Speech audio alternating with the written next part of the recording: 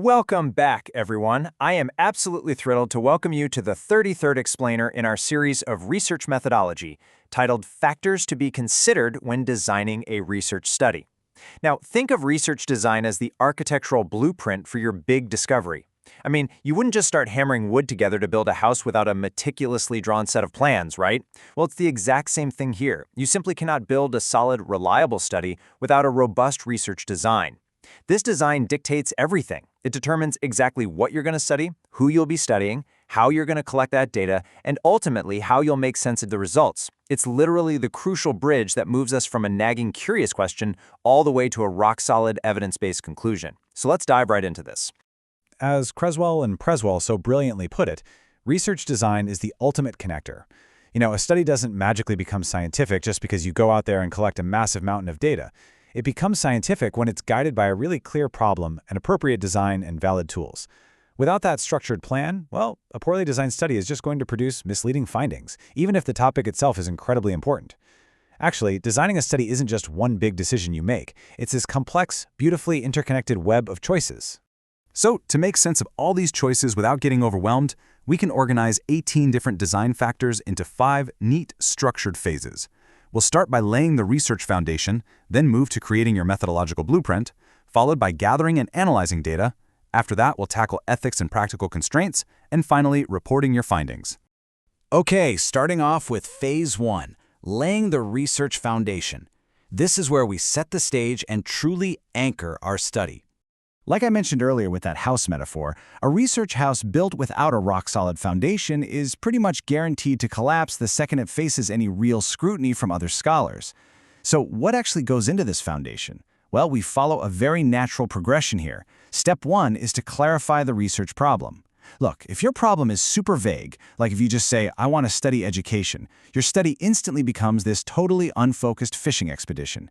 You need a specific, researchable problem. Something like, say, the effect of digital learning tools on mathematics achievement. Make sense? Then, step 2 is to review the literature. This is where you find out what the academic world already knows. It makes sure you aren't just reinventing the wheel, and that your work actually connects to previous studies, instead of just living in total isolation. And finally, step 3, set objectives and questions. These are the guiding lights for your entire process. If you have too many objectives, your study quickly becomes completely unmanageable. Clear, measurable questions help you figure out everything from who your participants should be to what kind of math you'll use to analyze the data.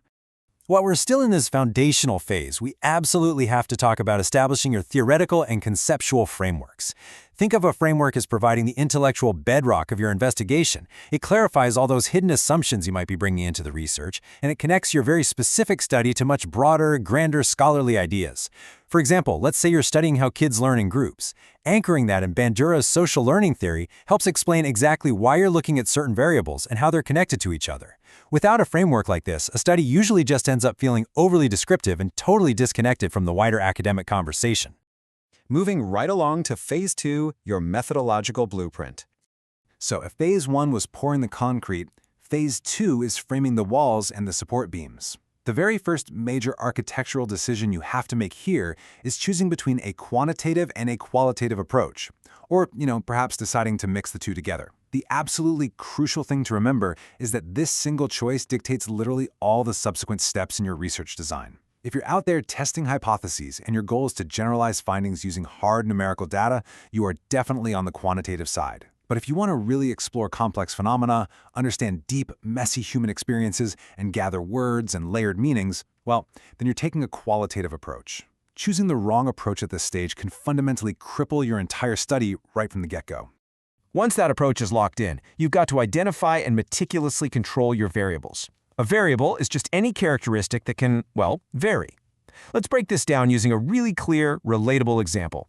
Imagine we want to know how a brand new teaching method affects student achievement. The teaching method, that is your independent variable. It's the presumed cause that you, the researcher, are introducing. Student achievement is the dependent variable. It's the outcome you are actually measuring. But wait, what about the student's prior knowledge before they even walked in the room? Or how about the teacher's level of experience? Those are what we call extraneous or confounding variables. If you don't control for those outside influences, maybe by using randomization or really carefully selected control groups, you could draw entirely false conclusions about how well that new teaching method actually works. Now it's time to select the specific research design. You really have to make sure your specific design, whether that's experimental, descriptive, longitudinal, or a case study, matches directly to the purpose of your study. You can't just pick longitudinal because it sounds impressive. For instance, if you want to definitively prove cause and effect in that teaching method example we just used, you need a rigorous experimental design. But as the literature constantly warns us, a simple survey design usually lacks any real manipulation and control, meaning there is just no way it can strongly prove causality. Your design absolutely must flawlessly match your core objectives. The final piece of your blueprint is population and sampling. Your population is the entire group you want to draw conclusions about. But let's be real, you can rarely study everyone in the world, so you have to select a sample. What's vital to grasp here is the core difference between the two main ways of building that sample. Probability sampling, like drawing names out of a hat randomly, is used when you want to generalize your findings to the broader population. That's perfect for quantitative statistics. On the flip side, non-probability sampling, like purposive sampling, is used when you specifically want information-rich, deeply fascinating cases to give you profound qualitative depth. All right, that brings us to phase 3, gathering and analyzing data. This is the execution phase, where our theory finally meets reality. To actually collect your data, you need tools and instruments. We're talking about things like questionnaires, interview schedules, or observation checklists. You must rigorously match these tools to your objectives. Now, you basically have a choice here. You can use standardized instruments, which are fantastic because they already have proven, established reliability, or you can choose to make your own researcher-made tools.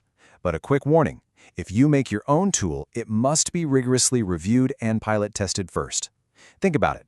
If your custom instrument doesn't accurately measure your intended variable, your findings are going to be incredibly weak, and it won't even matter if your sample size is huge.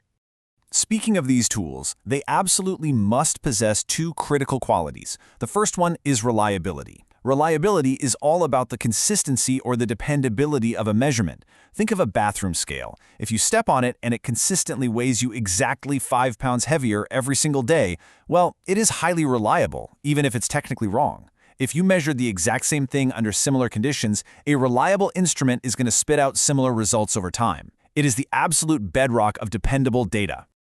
But here's the catch. Reliability alone just isn't enough. We also absolutely need validity. Validity asks whether an instrument is providing meaningful and accurate data by measuring exactly what it's supposed to measure. Imagine you hand out this really complex mathematics test to a group of students to test their algebra skills. But the test is loaded with incredibly complex vocabulary and super dense word problems. You know what? You might actually be measuring their reading speed or language comprehension, not their true math ability. So that tool might consistently give them the same score every time they take it, meaning it has reliability, but it is fundamentally invalid for measuring purely mathematical skills. For a great study, you absolutely need both. So, with valid and reliable tools finally in hand, we execute our data collection. You must systematically plan your collection procedures, standardize your instructions, and then execute them consistently.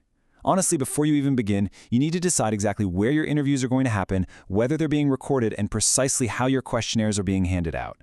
Giving every single participant the exact same instructions in the exact same environment vastly reduces procedural error and dramatically improves the credibility of your final results.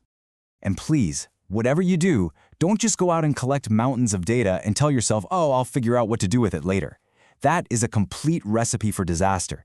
You need a data analysis plan, and it has to be fully developed before the data collection even begins.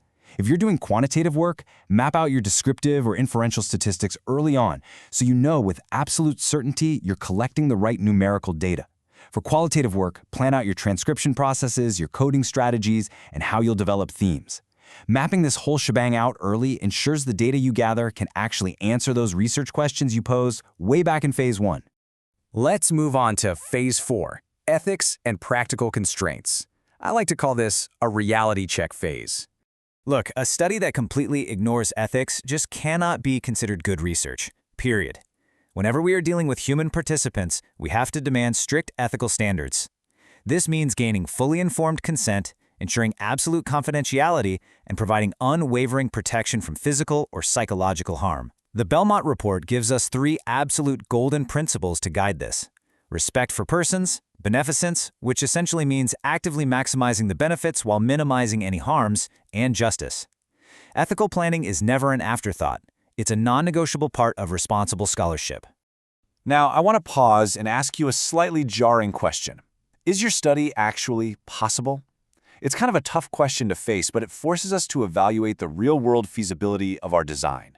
You might have designed the most incredible, methodologically flawless, and ethically sound study on paper, but if you cannot realistically execute it, you really need to rethink your approach before you take another step. And that brings us directly to practical constraints, feasibility, time frame, and budget. A nationwide longitudinal study following a cohort of students for 10 straight years sounds amazing, doesn't it?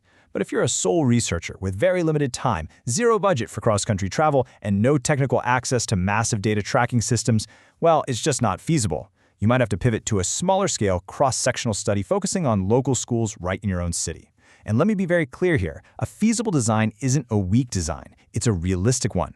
It perfectly balances your academic ambition with everyday practicality so you can actually finish the valuable work you started. Finally, we reach Phase 5, reporting your findings. Your research is completely incomplete if the final results just sit forever on your hard drive. It has to be communicated, and it has to be communicated responsibly. Part of that responsible reporting is understanding the critical difference between limitations and delimitations. Limitations are the weaknesses or constraints that you simply couldn't fully control, things like a smaller than expected sample size or unforeseen measurement errors. Acknowledging these doesn't ruin your study. Honestly, it demonstrates profound scholarly honesty. Delimitations, on the other hand, are the boundaries you deliberately set yourself, like choosing to study only one specific school district to keep the project manageable. By clearly stating both of these, you help your readers perfectly interpret the true intended scope of your conclusions. Next up is your dissemination plan. Now, honest reporting of non-significant results is the absolute cornerstone of responsible science. Your findings shouldn't be exaggerated or selectively cherry-picked just to make your theory look good. Even negative or non-significant results add tremendous value to the broader body of academic knowledge, mostly by preventing other researchers from going down the exact same dead ends. You really must report your findings with clarity and total transparency, deliberately connecting what you found back to previous literature, and clearly outlining the practical implications for teachers, policymakers, or communities. At the end of the day, thoughtful research design truly is the foundation of sound scholarship. As we've explored today, no design is ever perfect, but meticulous, thoughtful planning dramatically reduces error, bias, and ethical risk, ultimately leading to findings that are reliable, meaningful, and genuinely useful to the world. So, as you look at your own upcoming research ideas, I want to leave you with this. Is your foundation built on solid rock, or is it resting precariously on sand? Really think about that as you draft your next proposal. If you found this explainer helpful, please hit that like button, drop a comment below with your biggest takeaway, share this with your fellow researchers, and make absolutely sure to subscribe to this channel for more incredible methodology insights. Thank you so much for learning with me today, and I'll see you in the next one.